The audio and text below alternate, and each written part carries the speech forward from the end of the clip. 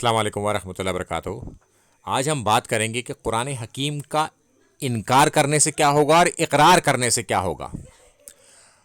اللہ کے رسول صلی اللہ علیہ وآلہ وسلم نے فرمایا کہ بے شک اللہ اس کتاب کے ذریعے کچھ لوگوں کو رفعت عطا فرماتا ہے، یعنی کہ ان لوگوں کو ہدایت دے دیتا ہے، کامیاب کر دیتا ہے جو لوگ اسے مان لیتے ہیں۔ اگر کسی کا عقیدہ قرآن و سنت سے ٹکراتا ہے اور پھر وہ اپنا عقیدہ سدھار لے، صحیح کر لے اور قرآن و سنت کے مطابق کر لے تو وہ تو ہدایت پا جائے گا۔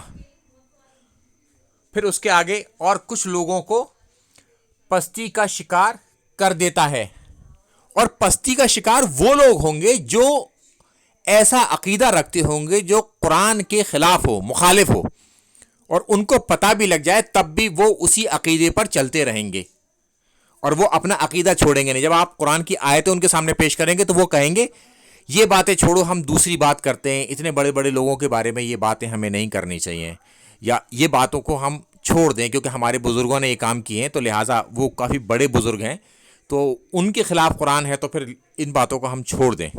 ہم ان باتوں کو نہیں چھوڑ سکتے کیونکہ جو غلط ہے وہ غلط ہے، جو صحیح ہے وہ صحیح ہے، جو قرآن کے مطابق ہے وہ تو صحیح، اور جو اس کے مخالف ہے وہ صحیح نہیں۔